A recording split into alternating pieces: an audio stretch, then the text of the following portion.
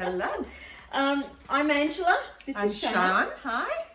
Welcome to our first vlog about our project. At the moment, we're calling it Regional and Remote. The project is about brain injury support, education and awareness. And this part of our project features in particular about the regional and remote areas of Australia. Now, I am sorry, I am going to be referring to my notes a fair bit. Do apologise. So far, what have we done? A lot. One of the biggest things is we've established our timeline when to hit the road. We will be heading west in April of 2021. Very exciting, very exciting. So we're going to document the journey all along on YouTube, on the vlog, and we also have website, Instagram, and your amazing Facebook group that's support for your beautiful people. Yeah, so you can follow along and see how this builds up until April, until we hit the road. Very exciting. This has been a dream for a long time, so I'm very excited to be getting this far. Today we had a Teams meeting with STEPS coordinators and other STEPS peer leaders. Now what STEPS is, it's a program developed by ABIOS, which is the Acquired Brain Injury Outreach Service provided by the Queensland Department of Health. And the STEPS program it stands for something, but I can never remember what it stands for. But basically it's about getting people with brain injuries together and encouraging them to become more part of the community. And I hope I'm explaining this right. It's about becoming more a part of the community and what you can do to do that. And more than anything else, the most valuable thing that the STEPS program does is it links you with other people who have brain injuries. And I cannot express how powerful and how validating it is for someone with a brain injury to sit around a table with other people who tell you about the same symptoms that you're experiencing, and they are actually experiencing it, so they can actually truly understand what it is that you are going through. So it's extremely powerful. So if you ever get a chance to be a part of a STEPS program, I cannot encourage you enough to do it. So what we were talking about today, to go back to the topic, they brought up some very topical questions about being a peer leader and running the program in these new COVID times. And in particular, we spoke about the regional and remote areas again. So I will be, if Tanya and Suzanne, when you're watching this, I will be knocking on your door saying, how can I help you guys? What can we do when we're heading out west and when we're going into far north Queensland? What can we do to encourage and get people to become more involved in the STEPS program? What else has been happening is a lot of the behind the scenes stuff, the website, all the socials, YouTube, still trying to establish a podcasting channel. And we have been asking questions of each other and debating, do we do a charity? Don't we do a charity? Do we affiliate with a charity? All of those questions, because the biggest question of all is, how do we fund this? At the moment, I have been funding as much as that I can, but there's a lot of other things that need to be done. Like, for instance, we've got to buy a van. We've got to kit it out so that we can live in it for the 2, 3, 4 weeks, whatever it takes to do this. Needs to be big enough for the dogs to come with me, because we all know I'm the crazy dog lady and don't go anywhere without a Rottweiler in tow. So all of these questions need to be answered and debated. And so if you have any suggestions or ideas, if you know any contacts within organisations or even private businesses who you think might have some information or advice on us going into regional areas, Yes. or may be interested in helping us bring this to life, sponsoring. Any suggestions, always welcome. So please drop a comment or send us a message. How about we mention the email address right now anyway? Email address info@AngelaK, as in the letter K, .com.au. You can contact us, as Sian said, through the comments on YouTube, through Facebook, through the Instagram. Many ways. So pick away, contact us. Let us know what you think. Any ideas? Any ideas. Happy to talk to you guys.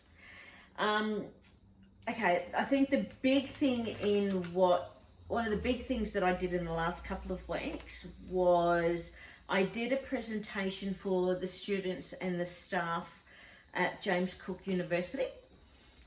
This was done virtually, so we did it online, and my audience were lecturers and the students in the allied health fields that we're studying through James Cook University. So when I talk about allied health, for those that don't know, we're talking about physiotherapy, nutrition, speech therapy, and others, but basically they're an example of allied health specialty. It was such a pleasure to do this because it gave me the opportunity to speak to the next generation of professionals. So the next generation that will be out there, not just helping us with those with brain injuries, but also teaching the generation after them. So it's the start of a new language. It's the start of a new awareness that they will have of patients that are living with a brain injury. And some of the feedback we got from the students around how to interact with their patients and how to be a lot more aware of the how issues are discussed and how much explanation is given, and also your experience in the health industry and how you were missed for the first year. That really has helped them really consider how they're going to communicate with their patients, which is just excellent. It is, because it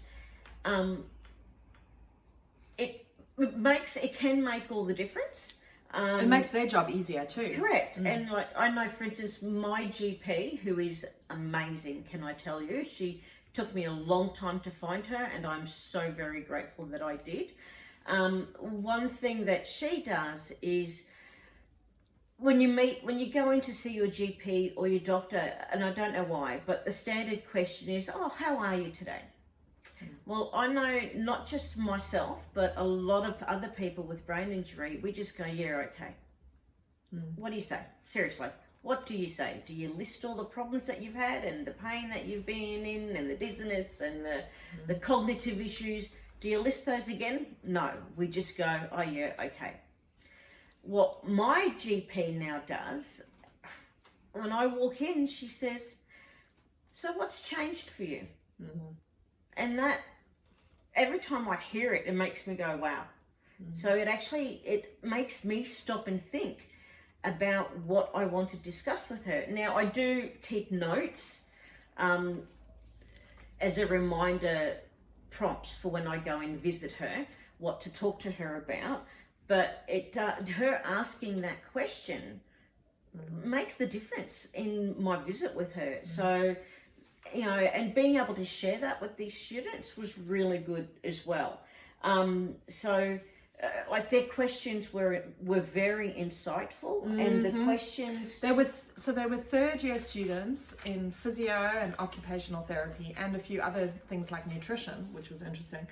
Doing their second or third placements, so they were quite far into their studies, and they were definitely really engaged. They listened to what I was saying because their questions related back to things that I had said. So the fact that I was able to hold their attention, and that they sat and they listened and they wanted to learn, it was great. It was such an amazing experience. I feel very privileged to have been able to talk with these. And I be keep calling part of them, their journey yeah. and learning and their education. Yeah. Yeah, definitely.